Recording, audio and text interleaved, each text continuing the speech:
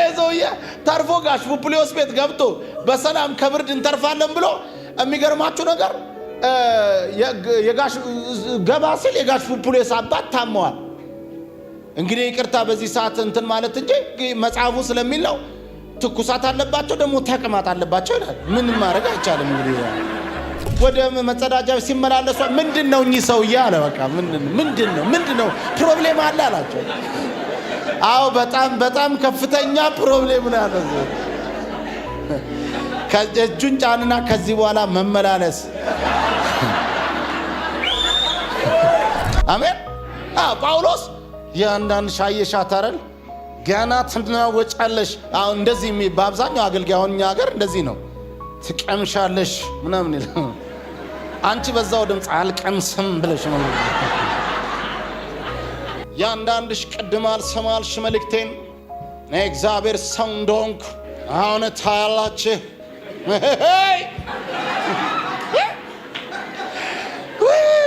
ፎጋሪ መንፈስ የተመታ ይሁን። እባክህ ጌታ ደግ ነው።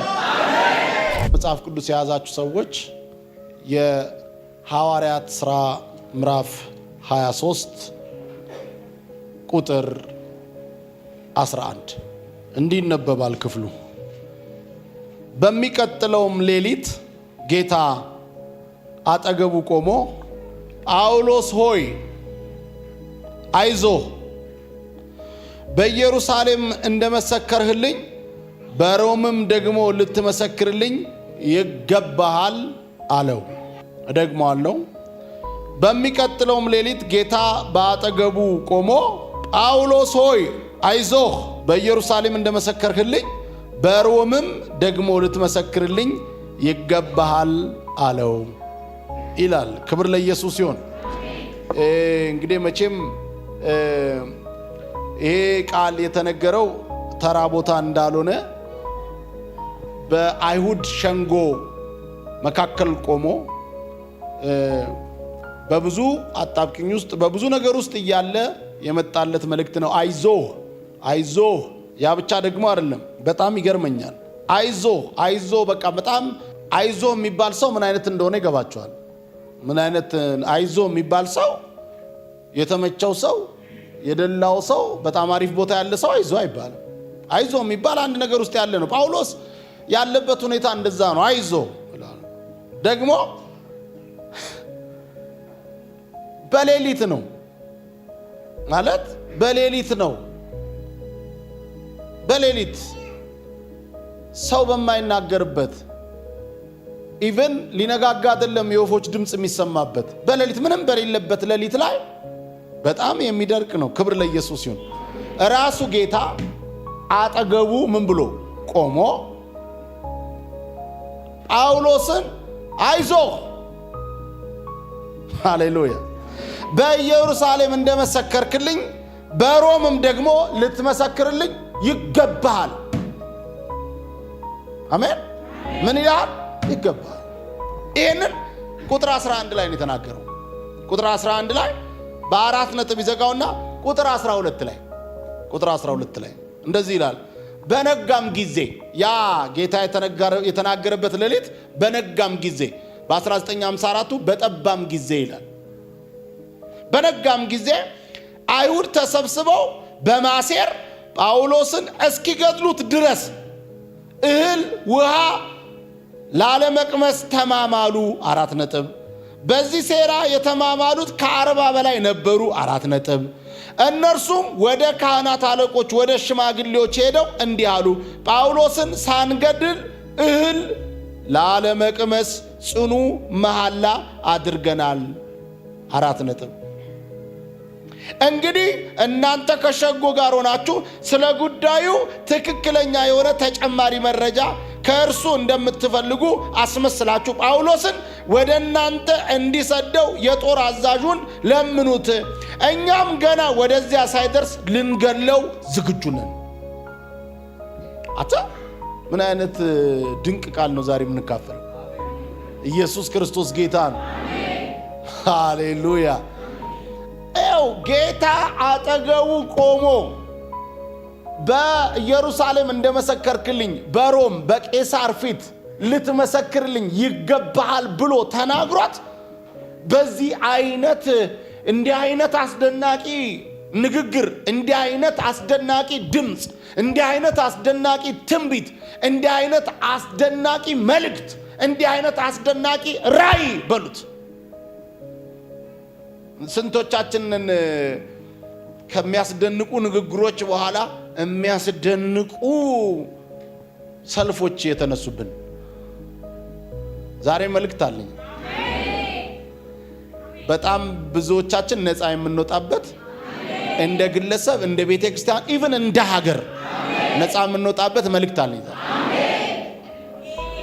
እኔ 12 ቁጥርን ዘሎ 13 ላይ ቢሆን እኮ አይገርመኝም። 11 ቁጥርን በኢየሩሳሌም እንደመሰከርክልኝ በሮምም ልትመሰክርልኝ ይገባል አለው ብሎ 4 ነጥብ ጌታ ተናግሮት 4 ነጥብ አድርጎ የጌታ ንግግር በ4 ነጥብ ዘግቶ ቁጥር እዛው 12 ላይ ሲጀምር ምን ብሎ ይጀምራል? በነጋም ጊዜ አይሁድ ተሰብስበው በማሴር ጳውሎስን እስኪገሉ ድረስ እህል ላይ ቀምሱ ተማማሉ ይላል። 40 ያክሉ ነበር ይላል። አንተ 40 ለአንድ ጳውሎስ 40 ተሰብስቦ እህልም አንበላም አንቀምስም፣ በቃ እህል አንቀም፣ ጾም ጸሎት አውጀናል አሉ። ሽማግሌዎቹ ጋር ሄደው ጾም ጸሎት አውጀናል ለምን ጉዳይ ነው ሲሏቸው፣ ጳውሎስን ሳንገድል እህል የሚባል ነገር ምን ላለን ላንቀምስ፣ እህል የምንቀምሰው ጳውሎስን የገደልለት ነው፣ ቺርስ እየተባባልን እህል የምንቀምሰው ብለው አሴሩ ይላል። እኔ በጣም እግዚአብሔርን አመሰግናለሁ። ዛሬም ሁላችሁም ልታመሰግኑበት የሚገባውን ሐሳብ እነግራቸዋለሁ። ይሄ ሰው እዚሁ ክፍል ላይ ስታዩ አንድ ብላቴና የጳውሎስ ካዝን የሆነ በጣም በሚደንቅ ሁኔታ ያሴሩትን ሴራ ሰምቶ ለጦር አዛዡ ሄዶ ነግሮ ይህንን አሴሩ የሚለውን ሴራቸውን ያከሸፈባቸው አንድ ብላቴና። ወደዚህ ውስጥ አልገባም፣ ብቻ ሴራው ከሽፏል። ግን ረጅሙን መንገድ ላሳያችሁ ፈልጌ ነው ዛሬ። አንድ ረጅም መንገድ ምዕራፍ 27 እና ምዕራፍ 28 ላይ ረጅም መንገድ ላሳያችሁ ነው። ይሄ ቃል ምን አይነት ቃል እንደሆነ እና ለዚህ ቃል ደግሞ ዛሬ የምሰጣችሁን ርዕስ ትቀበሉኛላችሁ ማለት ነው። ምዕራፍ 27 ልውሰዳችሁ። ምዕራፍ 27 የሰው ሴራ፣ የግለሰብ ሴራ፣ የ40 ሰው ሴራ፣ የአዛዥ ሴራ፣ የወታደር ሴራ፣ የአለቆች ሴራ፣ የካህናት ሴራ፣ የመንፈሳዊ የሚመስሉ ሰዎች ሴራ፣ ይሄ ሁሉ ስብርብሩ የወጣበትን አንድ አስደናቂ ነገር ዛሬ ያሳያችኋል። ከዛ በኋላ እዚህ ውስጥ ስሜን አልጠራኝም ጌታ ትንቢት አልመጣልኝም የምትል ሁሉ ዛሬ እንዴት እንደተጠራ አይተቶታል። አንዳንድ ሰው በግሌ ይናገረኝ ብሎ የሚመጣል። አሁን ከዚህ ሁሉ ውስጥ በግሌ በቃ ይናገረኝ ብሎ የመጣ ሰው አለ ማለት በቃ በግል እኔን ይጥራኝ ወይ ይንገረኝ ብሎ የመጣ ሰው አለ። አሁን እዚህ ውስጥ ኋላ ኪሱ ድፍን 50 ብር አስቀምጦ ሚስጥሬን ይግለጠው ብሎ የመጣ ሰው አለ። አሁን እኔ ቃል እነግርሃለሁ በ50 ብሩ ወጥተህ ሽሮ ትበላለህ። ዛሬ የሚሆነው እንደዛ ነው። ኢየሱስ ጌታ ነው። አሜን። እግዚአብሔር እንደዚህ አይጠበቅም። አንድ ወንድም አለ ኋላ ኪስ 50 ብር ይዘህ መጣ ምናምን በሱ አትጠብቀው ጌታ። ዛሬ ጌታ ሕያው እግዚአብሔር ምስክሬ ነው፣ ታሪክን የሚቀይር አንድ ድንቅ ቃል ይሰጣል። ኢየሱስ ያድናል። ክብር ሁሉ ለኢየሱስ ይሁን። አሜን። ይሄ ምዕራፍ 27 እንደዚህ ብሎ ይናገራል። በጣም እንግዲህ በዚህ ከምዕራፍ 23 ጀምሮ እስከ 26 ድረስ እንዳልኳችሁ በጣም ብዙ ወጀቦችን በጣም ብዙ ነገሮችን ጳውሎስ አልፎ ከሹማምንቶቹ ከነዚህ ከ40 ሰዎች ሴራ አምልጦ በእስር ውስጥ ገብቶ ፍርድ ተቀብሎ ገና እንደገና ወደ ቄሳር ተልኮ እየገባችሁ ነው። አሁን በዚህ ሁኔታ ውስጥ ነው ያለው ጳውሎስ። አሁን እስረኛ የሆነበት መንገዶች ናቸው እነዛ። ቀደም ምዕራፍ 23 ቁጥር 11 ላይ የነገርኳችሁን እንዳትረሱ። ጌታ ጳውሎስን በሌሊት አጠገቡ ቆሞ ምን አለው? በኢየሩሳሌም እንደመሰከርክልኝ በሮም አለቀ በሉት አለ። ምዕራፍ 27 ወደ ጣሊያን እንድንሄድ በተወሰነ ጊዜ ጳውሎስና ሌሎች እስረኛ ነው እስረኞች የንጉሠ ነገሥቱን ክፍል ጦር አባል ለሆነ ዮልዮስ ለተባለ የመቶ አለቃ አስረከቧቸው። ከአድራሚት ተነስተው እስያ አውራጃ ባህር ዳርቻ ላይ ወዳሉት ወደቦች በመሄድ መርከቡን ተሳፍረን የባህር ጉዞ ጀመርን። በተሰሎንቄ ይኖር የነበረው የመቄዶንያ ሰው አርስጥሮኮስም ከኛ ጋር ነበረ። የሚቀጥለው ቀን ሲዶና ደረስን። ዮልዮስም ለጳውሎስ ደግነት በማሳየት ወደ ወዳጆቹ ሄዶ እርዳታ እንዲቀበል ፈቀደለት። ከዚያም ተነስተን በባህር ተጓዝን። ነፋስም ከፊት ለፊት ስለገጠመን በቆርቆስ ደሴት ተገና አድርገን አለፍን። በቂልኪያና በጵንፍልያ ዳርቻ ያለውን ባህር ተሻገርን። በኋላ በሉቂያ አገር ሙራ የተባለ ቦታ ደረስን። ከዚያም የመቶ አለቃ ወደ ኢጣሊያ የሚሄድ እስክንድሪያ መርከብ አግኝቶ አሳፈረን። ብዙ ቀን በዝግታ እየተጓዝን ቀኒዶስ አካባቢ በጭንቅ ደረስን። ነፋሱም ወደፊት እንዳንዴት በከለከለን ጊዜ በሰልሞና አጠገብ አድርገን በቀርጤስ ተገን ሄድን። ጥግ ጥጉን ይዘን በላሲያ ከተማ አጠገብ ወዳለው መልካም ወደብ ወደ ተባለው ስፍራ በጭንቅ ደረስን። ብዙ ጊዜ ባክኖ የጾሙ ጊዜ ስላለፈ በመርከብ መጓዙ አደገኛ ሆኖ ነበርና ጳውሎስ እናንተ ሰዎች ጉዞ አደገኛ እንደሚሆን በመርከቡና በጭነቱ እንዲሁም በእኛ በራሳችን ላይ እንኳን ትልቅ ጉዳት እንደሚደርስብን ይታየኛል ብሎ አስጠነቀቃቸው። 4 ነጥብ እስቲ ይታየኛል ብሎ ሰውየው ቢታሰርም ማየቱን አይቶ አሁን አንተ የሆነ ነገር ካልተመቻቸ አናይማ። ብዙዎቻችን ኮምፈርት ዞን ለማየት ኮምፈርት ዞን ያስፈልገናል አይደለ? በጣም እንትን የሚል ምናምን እንደዚህ ነው አይደል? ትምህርቶቻችንም እንደዚህ ናቸው። ይሄ ሰውዬ በቃ ስጦታው ስለሆነ ታስሮም ይታየዋል፣ ሳይታሰርም ይታየዋል፣ በሁሉ ቦታ ይታየዋል። በቃ ትክክለኛ እግዚአብሔር ጥሪ ያለበት ሰው። ስለዚህ በእስረኛ ሆኖ በወታደሮች መካከል ሆኖ መብት የሌለው ሰውዬ አሁን ምን ብሎ ይነግራቸዋል? ብዙ ጊዜ ባክኖ የጾም ጊዜ አልፏል። እንግዲህ ከዛ ጉዞ እናንተ ሰዎች አላቸው ጉዞ አደገኛ እንደሚሆን በመርከቡና በጭነቱ እንዲሁም በእኛ በራሳችን ላይ እንኳን ትልቅ ጉዳት እንደሚደርስ ይታየኛል ብሎ አላቸው፣ አስጠነቀቃቸው። የመቶ አለቃው ግን ከጳውሎስ ምክር ይልቅ የመርከቡን መሪና የመርከቡን ባለቤት ያሉትን ይሰማ ነበር። ይኸው የመርከቡን መሪና የመርከቡን ባለቤት ካፒቴኑና የሚመራውንና የመርከቡን ደግሞ ምን ባለቤት ምን ይል ነበር? ይሰማ ነበር። ከማ ይልቅ አንድ እስረኛ፣ አንድ መብት የሌለው፣ አንድ ከተፈቀደለት የዶር እርዳታ የሚወስድ ካልተፈቀደለት ስርዓቱን ይዞ የሚቀመጥ በእነሱ ቁጥጥር ያለን ሰው እሱን ጭራሽ የመስማትም መስሚያው ምንም አይሰማም። እሱም የሚሰማው ማን ነው? የመርከቡን መሪና የመርከቡን ባለቤት ነው። ጳውሎስ ደግሞ አረባካችሁ ይላል። እኔ ያየውኝ ነው፣ ይታየኛል። ከፊት ለፊት ምንም የሚያስደስት ነገር የለም።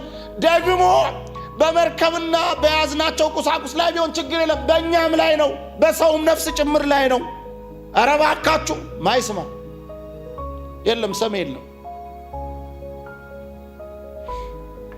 ክረምቱም በዚያ ለማለፍ ወደቡ አመቺ ስላልነበረ አብዛኛዎቹ ፍንቄ ወደ ተባለው ወደብ ደርሰው በዚያ ለመክረም ተስፋ በማድረግ ጉዟችንን እንድንቀጥል ውሳኔ አስተላለፉ። ወደቡም በቀርጤስ ደቡብ ምዕራብና ሰሜን ምዕራብ ትይዩ የሚገኝ ነበር። 13 መጠነኛ የሆነ የደቡብ ንፋስ በነፈሰ ጊዜም እንዳሰቡት የሆነላቸው መስሏቸው መልህቁን ነቅለው በቀርጤስ ዳርቻ በመያዝ ተጓዙ።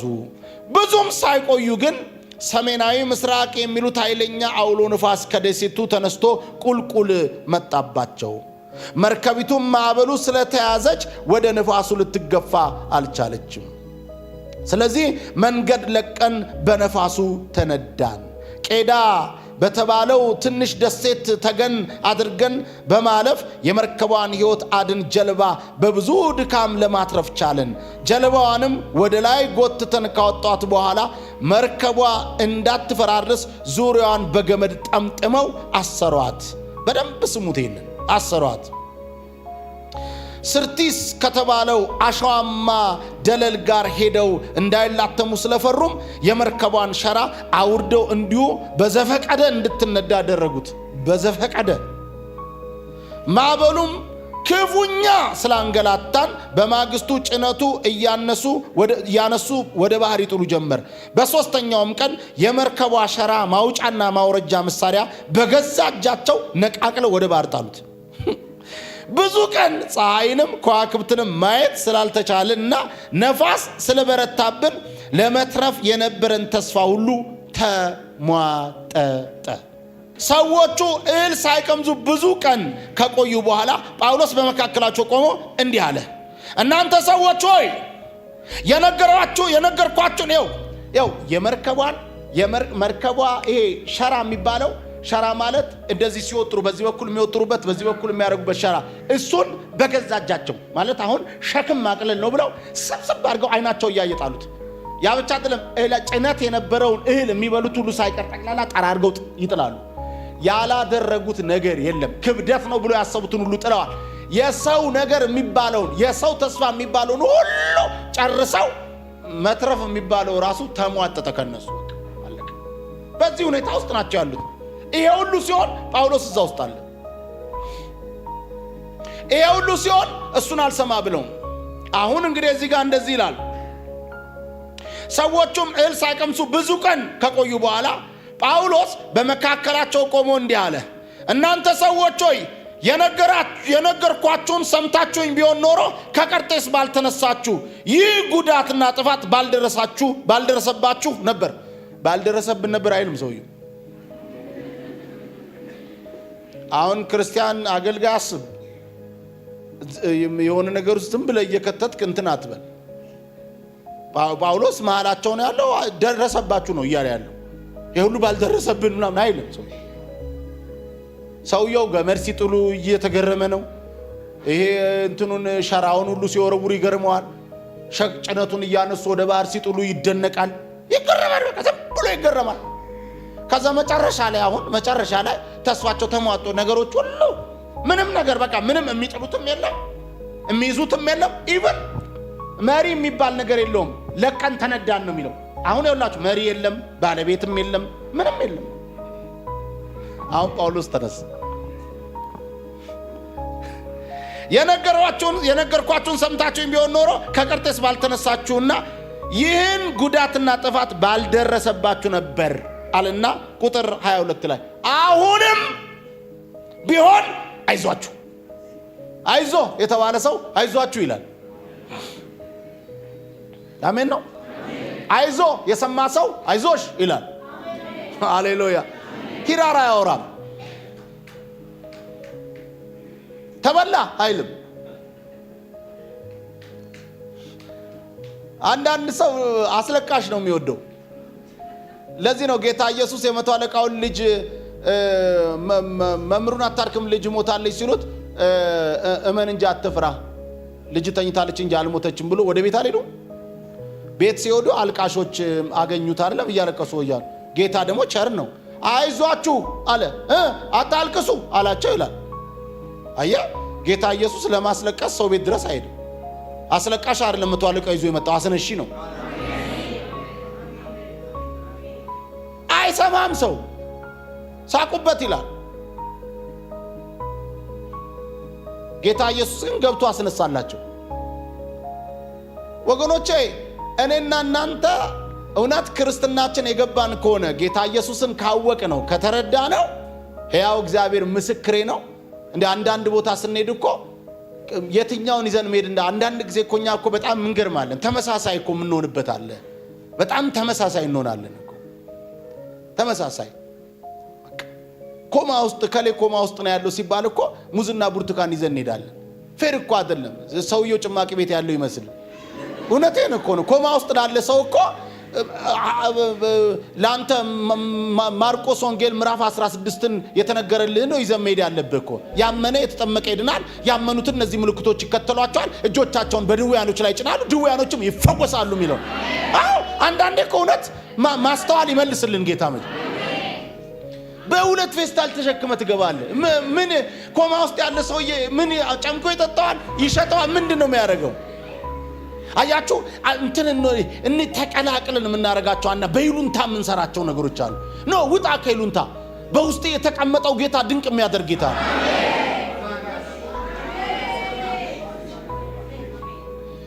አብረን መላቀስ ስለምንወድ ነው። በቃ ደስ ይለናል። ሰውም እንደዛ ነው ደስ የሚለው። እሺ ማህበራዊንም የምትፈልገው ከሆነ አብረህ አልቀስ፣ ግን አስነሳ። አዎ ዮሐንስ ወንጌል ምዕራፍ 11 ላይ ኢየሱስ እንደዛ ነው ያደረገው። ያላዛርን መሞት በቃ ሄደ። መሞቱን እህቶቹ እየወጡ ሲያለቅሱ እሱም አብሮ አለቀሰ ይላል መጽሐፍ። አለቀሰ፣ ስቅስቅ ብሎ አለቀሰ። ከዛ ወደ ቀብሩ ቦታ ሲሄዱ እዛ ሄዶ በደንብ ሊንፈቀፈቅ ነው ብለው አብረው ተጉዘው ሲሄዱ አላዛርን አውጣ ብሎ በአንዲት ፊደል ጎትቶ አወጣው። ጥሩ ነው፣ አብረህ አልቀስ፣ ግን ደግሞ የሆነ ነገር ስራ። ክርስትና ማልቀስ ብቻ አይደለም፣ ማስነሳትም ነው። አሜን። አሁን እዚህ ጋር እንደዚህ ያለ ጳውሎስ አልተቀላቀለም። እናንተ ሰዎች አስቀድማችሁ ሰምታችሁኝ ቢሆን ኖሮ ጥሩ ነበረ። አስቀድማችሁ ሰምታችሁኝ ቢሆን ኖሮ መልካም ነበረ። ግን አልሰማችሁኝም። አሁንም ስሙኝ፣ ድጋሚ እንዳትሳሳቱ አለና አይዟችሁ። እስቲ አሜን ወላን። ደግሞ አገልጋይ ለኛ አይሆንም። እንደሰራችሁ ሊንሰራላችኋለሁ አይልም። አገልጋይ በቃ አገልጋይ ምስኪን ቅን ነው መሆን ያለበት። አሜን። ጳውሎስ ያንዳንድ ሻየሻታረል ገና ትናወጫለሽ። አሁን እንደዚህ በአብዛኛው አገልጋይ አሁን እኛ ሀገር እንደዚህ ነው። ትቀምሻለሽ ምናምን ይላል። አንቺ በዛው ድምፅ አልቀምስም ብለሽ ማለት ነው።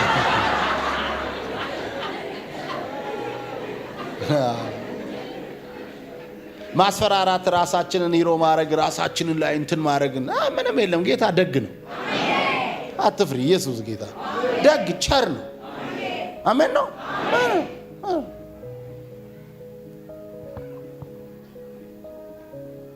አይዟችሁ።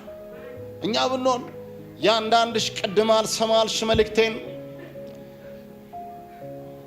እኔ እግዚአብሔር ሰው እንደሆንኩ አሁን ታያላችሁ።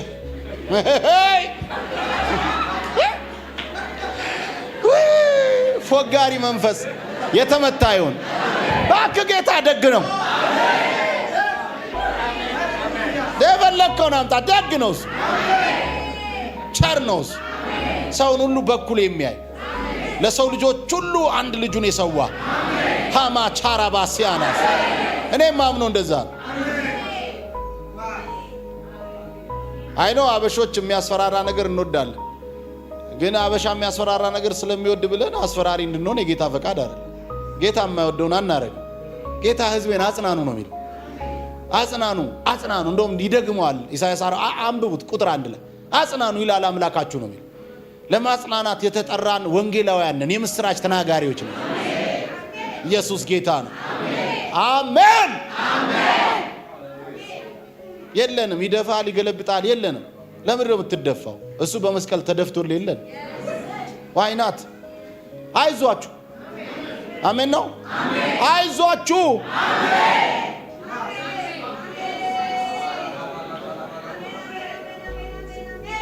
ይህን ቃል ተናግሬ ርዕሴን እናገራለሁ። ከዛ በኋላ ጨርሰዋለሁ መልእክቱን። እግዚአብሔር ትልቅ ነው። ከዛ እንደዚህ አለ፣ አሁንም ቢሆን አለ አይዟችሁ፣ መርከቧ እንጂ ከናንተ አንዲት ነፍስ እንኳን አትጠፋምና። 4 ነጥብ። ምን አይነት ድንቅ መልእክት ነው አንተ እንዴ! ቆይ ሰው ባህር ላይ ሆኖ እዚህ ባህር ላይ ሆኖ ይኸውልህ፣ አንዳንድ እኮ ይኸውላችሁ ግራ የሚያጋቡ መልእክቶች እንደዚህ ባህር ላይ ናቸው አይደል? እያናወጣቸው ነው አይደል? ይሄ የምታዩት ወጀብና አውሎ ንፋስ አላቸው ሲሉት መርከቢቷን ያጠፋታል። እሺ ሲሉት እናንተ ግን አጠፉም። አሁን አንዳንድ አማኝ እኮ ለዚህ ነው እንዴት የሚለው እኮ ለዚህ ነው እንዴት መርከብ ነው እሱ ከጠፋ እንዴት ነው እኛም ማንደርሰው ይላል። እዛ ላይ ወደ ስንት ሰዎች ነበሩ የነበሩት? ወደ 276 ካን ኢማጂን አጠፉ ማላቸው። ክብር ለኢየሱስ ይሁን። አንድ ነፍስ እንኳን አጠፋም አለ። ከዛ በኋላ ቁጥር 23 በደንብ ስንኝ ምን ምክንያቱን ሲናገር ያለ መጥፋታቸው ምክንያት በትላንትናው ሌሊት የእርሱ የሆንኩትና የማመልከው እግዚአብሔር የላከው መልአክ በአጠገቤ ቆሞ ጳውሎስ ሆይ አትፍራ፣ በቄሳር ፊት መቆም ይገባሃል፣ ከአንተ ጋር የሚጓዙትም ሰዎች ሕይወት እግዚአብሔር አትርፎልሃል አለኝ።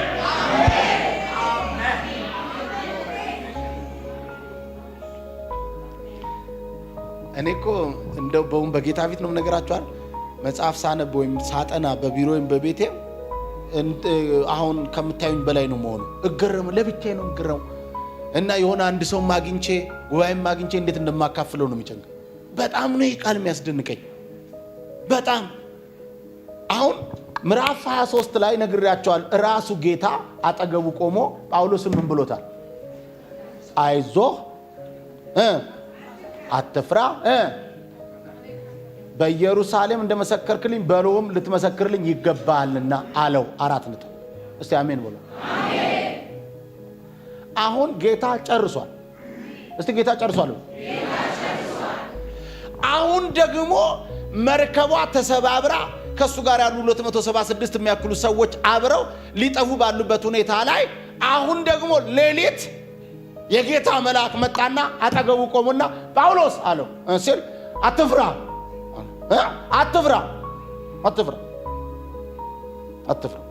ሲለው በቃ ጌታ ልኮኝ ነው፣ አይዞህ ጳውሎስ አትፍራ።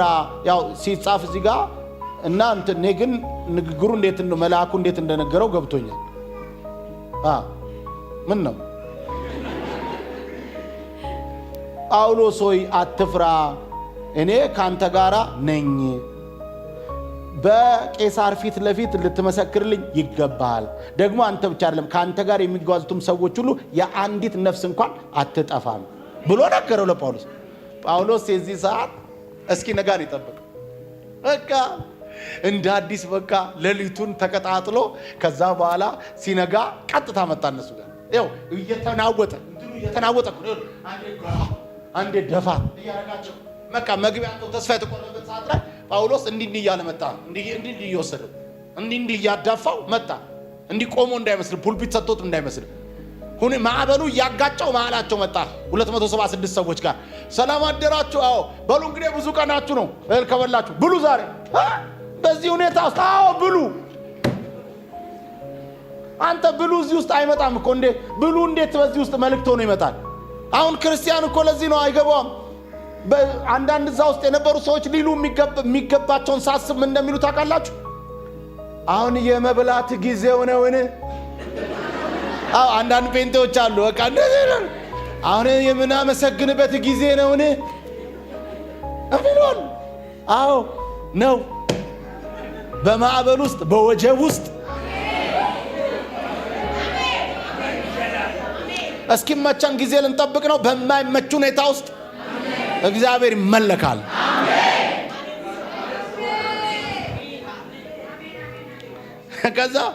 ከዛ አለኝ አላቸውና ስለዚህ እናንተ ሰዎች አይዟችሁ፣ እርሱ እንደነገረኝ እንደዛው እንደሚሆን እግዚአብሔርን አምናለሁና፣ ይሁን እንጂ ወደ አንዲት ደሴት በነፋስ ተወሰድን፣ እዛ መጣላችን አይቀርም።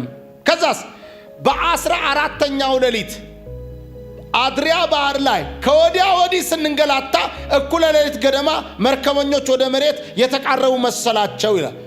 ከዚህና ስንንገላታ መልእክት የሚናገረው ሰውየው እዚህ ውስጥ ነው። በመንገላታት ውስጥ ይተነበያል። ምቹ ሁኔታ አይደለም ጻድቅ፣ በምቹ ሁኔታ አይደለም ይተነበይ፣ በመንገላታት ውስጥ ይተነበያል። አሜን። ከዛስ መሬት የተቃረቡ መሰላቸው። የጥልቀቱን መለኪያውን ገመድ ወደ ታች ጥለው ሲመለከቱት የውሃው ጥልቀት 40 ሜትር ያህል ሆኖ አገኙት። ከጥቂት ጊዜ በኋላ ደግሞ ሲጥሉ ጥልቀቱ 30 ሜትር ያህል ሆነ። በቋጥኞቹም ጋር እንዳንላተም በመፍራት 4 መልሕቆች ከመርከቡ በስተኋላ ጣሉ። ምን ነው በነጋ እያሉም ይለምኑ ነበር። መርከበኞቹም ከመርከቡ በስተፊት ለፊት መልሕቅ የሚጥሉ መስለው ትንሿን ጀልባ በማውረድ ከመርከቧ ሊያመልጡ ሞከሩ ይላል። ይኸውልህ ቅድም መመኪያ የሆነባቸው መርከበኞች እነሱ 30 ሜትር ላይ ሲደርሱ ጊዜ አሁን በቃ ምቹ የሆነ መስሏቸው ሊያመልጡ ምን አደረጉ ይላል። በደንብ ስሙት እንግዲህ ሞከሩ ይላል። ጳውሎስም የመቶ አለቃውን እና ወታደሮቹን እነዚህ ሰዎች መርከቡ ላይ ካልቆዩ እናንተም ልትተርፉ አትችሉም አላቸው። በዚህ ጊዜ ወታደሮቹ ገመዶቹን ቆርጠው ትንሿን ጀልባ ባህሩ ላይ ተንሳፋ እንድትቀር ለቀቋት ይላል። አሁን እቺን ላስረዳችሁ። መርከቡ ነው። መርከቡ ውስጥ ነው ያሉት። በመርከቡ ጎኖች ላይ ሁላችሁም ፊልም ስለምታዩ ታያላችሁ አይደል? አረ አታዩም? ኦኬ እሺ። መርከብ አለ። ይሄ ትልቁ መርከብ ነው። ትልቅ መርከብ ላይ እንደዚህ የሚቀመጡ ምኖች አሉ።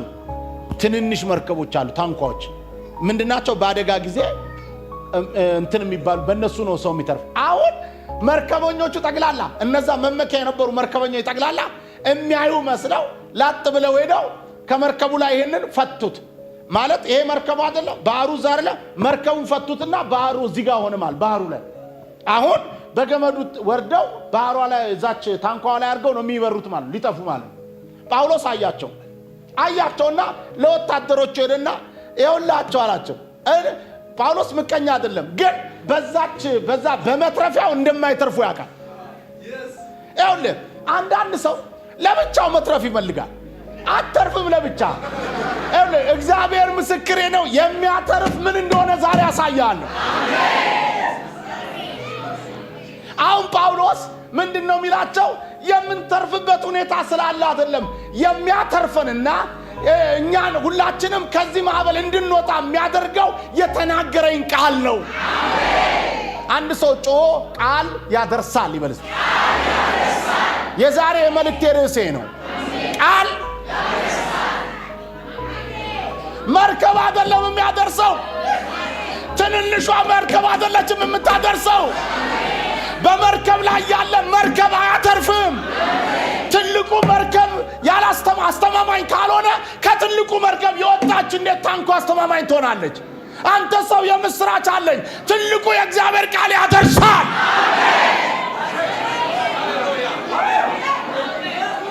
ጳውሎስ የሚለው እንደዚህ ነው። ለወታደሮችንና ነገራቸው በጭራሽ እነዚህን ሰዎች አስቁሟቸው።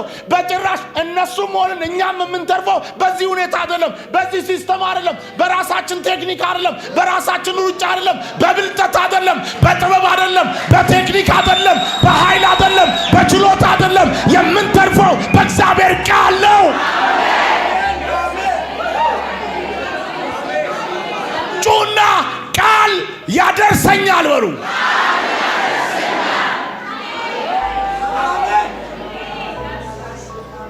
እረፉ በላቸው አለ። ሄዶ ሲያይ አዛዦቹ ሲያይ ታንኳዎቹ ጠቅላላ ከዚህ ላይ ተወርውረዋል እንዳለ። ሁሉም እዛ ላይ ሮጠው ሊገቡ ነው። ከዛስ ታንኳዎቹን ቷ አድርጎ አልቆረጡትም እንዳለ ከመርከቡ ላይ ምን ላይ ተንሳፈፉ? ባህር ላይ። አሁን ሳሉት እንድትስሉት ነው። አንዳንድ ሰው ስለማይገባ በደንብ ስዕሉ እንዲመጣላችሁ ስለፈልጉ ከዚህ ታንኳ ላይ የነበሩ በቃ እነዚህ መትረፊያ የሚባሉ አቻባላዲያስ አንተ ገንዘብ መትረፊያ ነው ብለህ ከሆነ ዛሬ ቆርጥልሃለሁ። ዘመድ መትረፊያ ነው ብለህ ዛሬ ቆርጥልሃለሁ። የሆነ ዝና መትረፊያ ነው ብለህ ከሆነ ቆርጥልሃለሁ። መትረፊያና ማምለጫ የእግዚአብሔር ቃል ነው።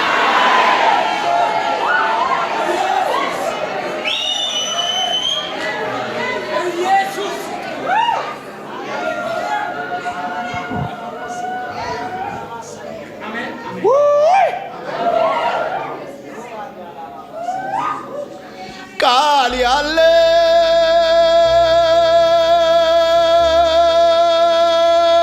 ያለው በፍጹም አይወድቅም።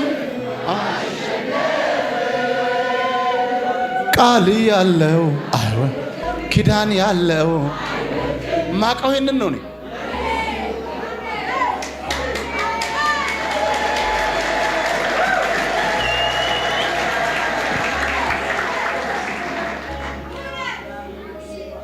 ገንዘብ ያለው ይወድቃል፣ ዘመድ ያለው ይወድቃል።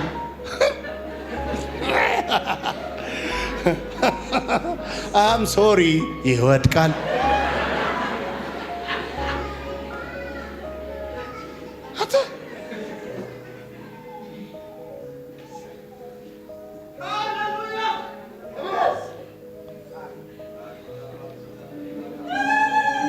እኔ ቃል ነው የሚያሰክረኝ። በነገራችን ላይ እኔ በጣም ነው የሚያሰክረኝ ቃል፣ በጣም ያሰክረኛል።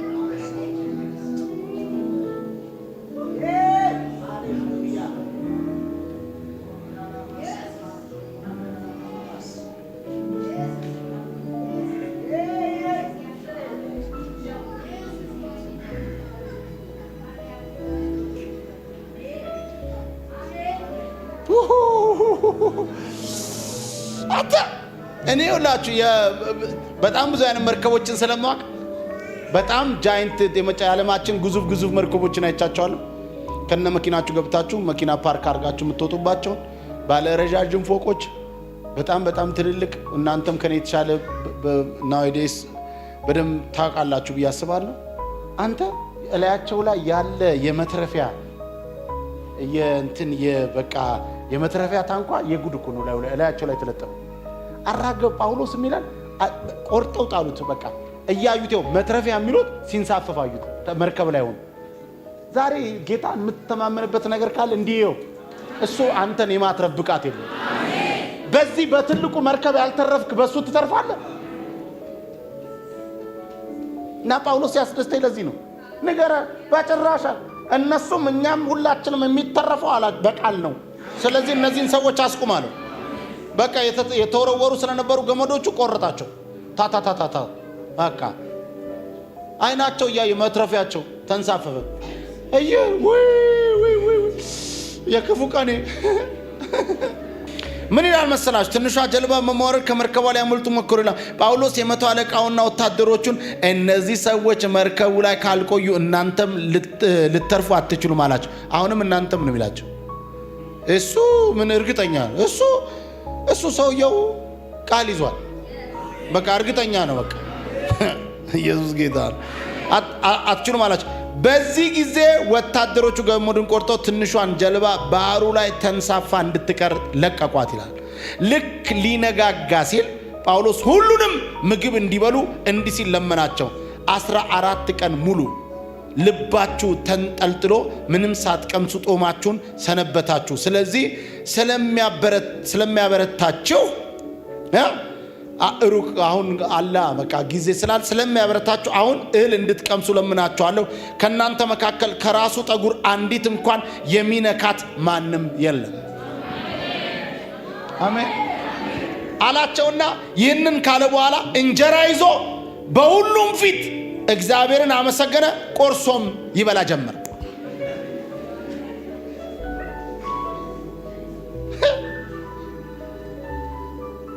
ቆርሶም ይበላ ጀመር። ከዛስ ሁሉም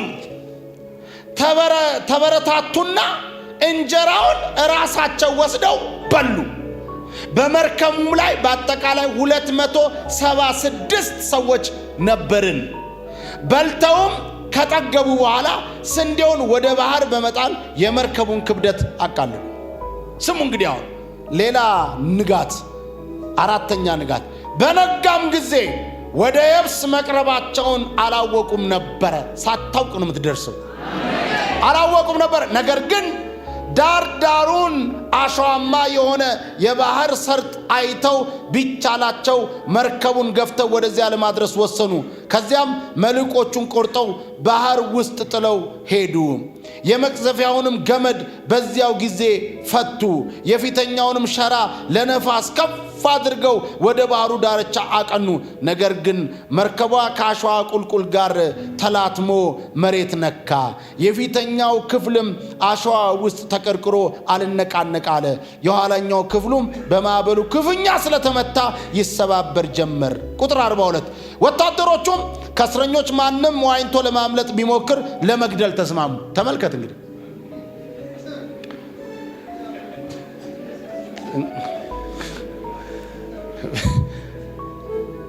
እንግዲህ ከተረፉት ከ276ቱ መካከል እኮ ናቸው። አሁን ደግሞ እነዚህ ወታደሮቹ ማንም እስረኛ እንዳያመልጥ ብለው ለመግደል አንድ ሰው ዘልዬ ወደዛ አመልጣለሁ እሄዳለሁ ወደ ዳር ቤት ግደል ተባብሎ ተስማሙ ይላል። እንደው ስሙልኝ ባካችሁ ወገኖች፣ በቃ ተስማሙ።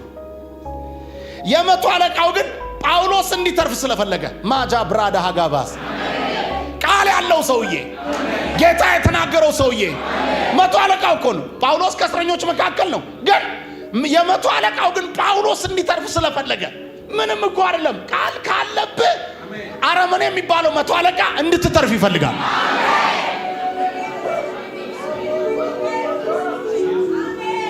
እናንተ ሰዎች ዛሬ እንደው በእውነት የመቶ አለቃው ግን ጳውሎስ እንዲተርፍ ስለፈለገ ያሰቡትን እንዳይፈጸሙ ከለከላቸው፣ ማንም እንዳገሉ። ከዛስ እንደዚህ አለ፣ መዋኘት የሚችሉ ከመርከቡ እየዘለሉ አስቀድመው ከባህሩ ወደ ምድር እንዲወጡ፣ የተቀሩት ደግሞ በሳንቃዎች ወይም ደግሞ በመርከቡ ስብርባሪ እየተንጠላጠሉ እንዲወጡ አዘዘ። በዚህ መንገድ ሁሉም በደህና ወደ ምድር ደረሱ።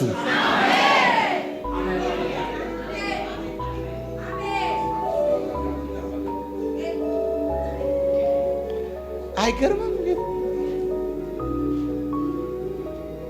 አሁን ምዕራፍ 28 በደህና ወደ ምድር ከደረስን በኋላ ደሴቲቱ መላጥያ ተብላ እንደምትጠራ ተረዳን። የደሴቲቱ ነዋሪዎችም የሚያስገርም ደግነት አሳዩን። ዝናብና ብርድ ነበርና እሳት አንድደው ሁላችንንም ተቀበሉን። ጳውሎስም ጭራሮ ሰብስቦ ወደ እሳቱ ሲጨምር ከሙቀቱ የተነሳ ፉኝት ወጥታ እጁ ላይ ተጣበቀች። የደሴቲቱ ነዋሪዎችም እባብ በእጁ ላይ ተንጠላጥሎ ባዩ ጊዜ ይህ ሰው በእርግጥ ነፍሰ ገዳይ ነው፣ ምክንያቱም እስረኞች ናቸው። እስረኞች ስለሆኑ ነፍስ ገሎ ነው ታስሮ ብሎ ነው በቃ ጀጅ አረጉ።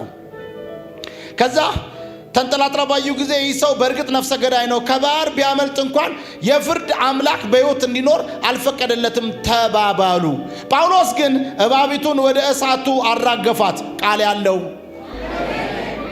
አራገፋት፣ አንዳችም ጉዳት አላደረሰችበትም። ሰዎችም አሁን ሰውነቱ ያብጣል ወይም ድንገት ሞቶ ይወድቃል ብለው ይጠባበቁ ነበር። ነገር ግን ብዙ ጊዜ ጠብቀው ምንም የተለየ ነገር እንዳልደረሰበት ባዩ ጊዜ ሐሳባቸውን ለውጠው ይህስ አምላክ ነው አሉ። አንተ ልንገርህ አይደለ፣ እግዚአብሔር ምስክሬ ነው። በምንም ሁኔታ ውስጥ ታልፋለህ። የተቃወሙ፣ የጠሉ፣ የፈረዱብህ፣ የሰደቡ፣ ያሙ፣ ያደሙብህ፣ ያቄውኑብህ፣ የቀኑብህ፣ የጠሉ ሐሳባቸውን ይለውጣሉ። ቃል ያደርሳል። ከዛስ ቁጥር 7 በዚያ ስፍራ አጠገብ የደሴቲቱ አለቃ የፑፕሊዮስ ርስት የሆነ መሬት ነበረ። እርሱም በቤቱ ተቀብሎን 3 ቀን በቸርነት አስተናገደን ይላል። አሁን ፑፕሊዮስ የደሴቲቱ ባለቤት ትልቅ ስፍራ የነበረው ሰው ነው። እቺ መላጥያ የምትባለው ማልታ ትባላለች። ማልታ የምትባል ደሴት ነች። ጳውሎስ የነበረበትን አሁን ይሄ ሁሉ ወጀብ የነበረበትን ቦታ እኔ ጎብኝቻለሁ። ጎብኝቻለሁ። ማልታ የነበሩትን ሰዎች አገልግያቸዋለሁ። ቦታውን ጎብኝቻለሁ። እዚህ ጋር ነው እንትን ያለው፣ እዚህ ጋር ነው መርከቧ የወደቀችው፣ እዚህ ጋር ነው በደንብ አይቻለሁ። በደንብ በዚህ በዚህኛው አይኔ ማለት በራእይ አይቶ ነው እንዳትሉ ነው። በአውሮፕላን ሄጄ ነው ያየው። አይታወቅም። የጴንጤ ነገር እኮ በራእይ አይቶ ነው አይደለም። በሄጄ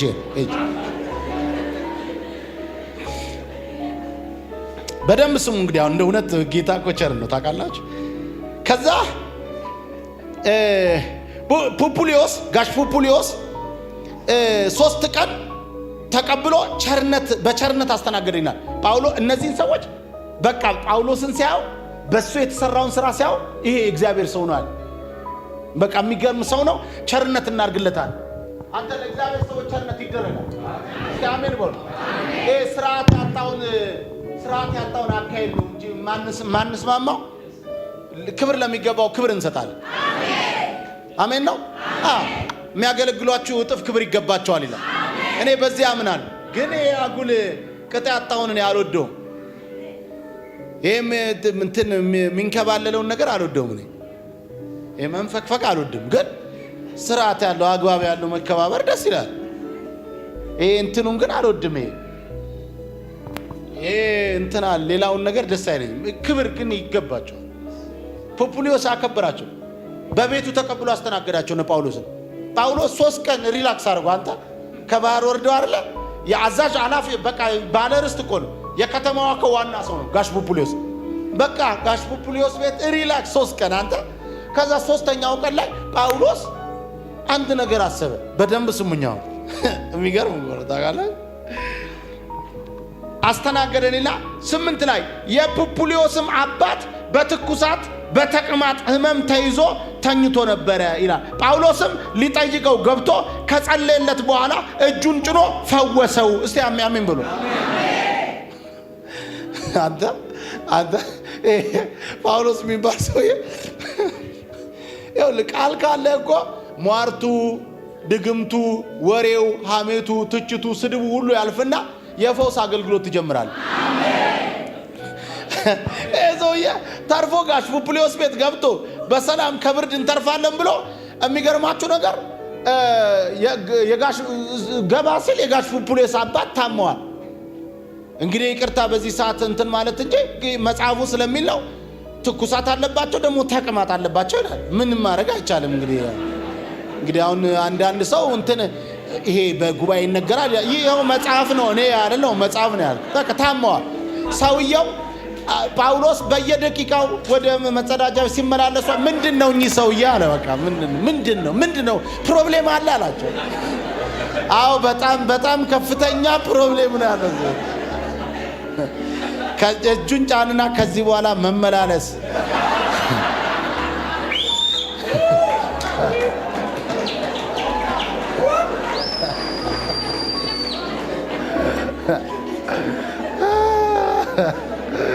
እኔም እናገራለሁ። ማንኛውም የሚያመላልሳችሁና የተለያየ ችግር በጌታ በኢየሱስ ስም የተነቀለ ይሁን።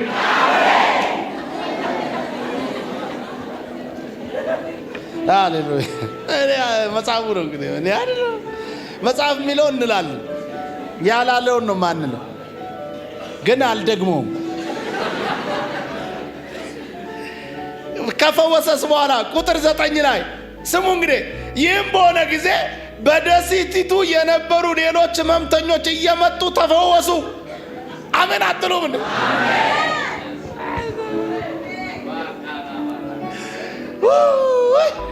ያ ሁሉ ነገር አልፎ የጋሽ ፑፕሊዮስ አባት ተፈውሰው ከተማው ጠቅላላ ውስጥ የነበረ የእሳቸው እኮ ተፈወሱ። እንዴት እሳቸው ቤት አሁን አስደናቂ ሰዋል። ጠቅላላ ጳውሎስ ሲወጣ ህዝብ ተሰልፏል። የፈውስ ፕሮግራም ኢየሱስ ያ ጳውሎስ እዛው ነው መፍትሄ፣ ሕክምናው እዛው ነው። እዚህ ግቡ አይል፣ 3 ቀን እዚህ ግቡ አይል፣ እንደዚህ አይል፣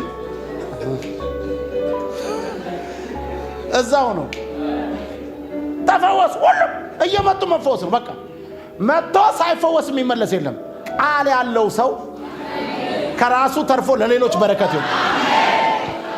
አይድኑም የተባሉ ሰዎች ድነው እሱ ደግሞ ለሌሎች መዳን ነው። ይሄ ብቻ አይደለም ገና እናገራለሁ። በጣም የሚገርም ነው። እዩ ስሙኝ ባካችሁ።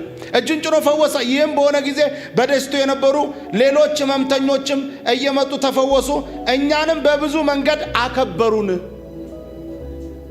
በቃ ስታገለግል ትከበራል። አከበሩ ጳውሎስ አከበሩን ነው የሚለው። ከዛስ በመርከብም ለመሄድ በተዘጋጀን ጊዜ የሚያስፈልገንን ሁሉ ምን አሉልን? ጫኑ። ጥለው አይደል የመጡት ቅድም ከመርከብ ላይ። አሁን አዳዲስ ፍሬሽ። ለምሳሌ አንድ አውሮፕላን አዲስ አበባ ሲደርስ አውሮፕላኑ ይጸዳል። ምን ይላል? ትኩስ ምግብ፣ ትኩስ መጠጥ አይደል የሚገባው? ፍሬሽ። አሁን እንደሱ ነው ያደርጉላቸው። እኔ የሚገርመኝ አሁን አንድ ነገር ልበልና ልጨርስ። ያመነ ሰው ትንቢታዊ ቃል ነው የምናገረው። በደንብ ከኔ ጋር ተስማምቶ እንጨርሳለን። ከዛ እኔ የምለው መርከብ ላይ ጫኑልን እና የሚያስፈልገን በመርከብ ጫኑ። አሁን ጉዞ ሊቀጥሉ ነው። ወዴት? ወደ ሮም። ለምን? በቄሳር ፊት ልትመሰክር ይገባል። እግዚአብሔር ተናግሮ መንገድ ላይ አትቀርም። አሁን የገረመኝ ምን እንደው ታውቃላችሁ? እሺ ቆይ ብዬ እያሰብኩ እኮ ነው። ጨርሷል ቁጥሩ ምን አለ መንገድ አከበሩና በመርከብም ለመሄድ በተዘጋጀን ጊዜ የሚያስፈልገን ሁሉ ጫኑልን። ደሄ ተሰባብሮ ወድቋል መርከብ እዛ። የምን ዝግጅት ነው የምን አልገባኝም። ቁጥር 11 ጳውሎስ ሮም የደረሰበት መንገድ ከ3 ወር በኋላ በደሴቲቱ ክረምቱን ቆሞ የሰነበተ በአንድ መርከብ ተነስተን ጉዞ ጀመርን። ይህም መርከብ እስክንድሪያስ ሲሆን በላዩ ላይ የመንታ አማልክቱ የዲዮስቆሮስ አርማ ነበረበት። ወደ ሰራኩስ ከተማ ገብተን 3 ቀን በዚያ ተቀመጥን። ከዚያም መርከብ ተጉዘን ሬጊዮን ደረስን። በማግስቱም በረቡዕ ንፋስ ስለተነሳ ፑፕሊዮስ የደረስነው በሚቀጥለው ቀን ነበረ ይላል። አሁን አንድ ነገር ፈልጌ ነው እዚህ ጋር መርከብ የለም፣ ሁሉ ነገር ተሰብሯል። አሁን ግን በአዲስ መርከብ በአዲስ ጉዞ አዲስ ምግብ ተዘጋጅቶ ልንሄድ ነው አለ። ከየት ነው ሲባል አንተ ስራዬ ብሎ እነዚህን የእግዚአብሔር ሰዎች የሚጠብቅ ለ3 ወር ያልተንቀሳቀሰ መርከብ ነበር። ዛሬ እንትን ቢት ተነብያለሁ። ተገፍታችሁ ሊሆን ይችላል፣ በብዙ አልፋችሁ ሊሆን ይችላል፣ ንፋስ ነክቷችሁ ሊሆን ይችላል፣ ተጥላችሁ ሊሆን ይችላል፣ ሰው እጅ ላይ ወድቃችሁ ሊሆን ይችላል፣ ብዙ ሐሜት ደርሶባችሁ ይችላል፣ ብዙ ዋጋ ከፍላችሁ ሊሆን ይችላል፣ ነፍሰ ገዳይ ነው ተብላችሁ ሊሆን ይችላል፣ አያልፍም ተብላችሁ ሊሆን ይችላል። እኔ ግን ዛሬ አንድ የምስራች አለኝ። ሁሉም ያልፍና አዲስ ነገር ለእናንተ ተዘጋጅቷል።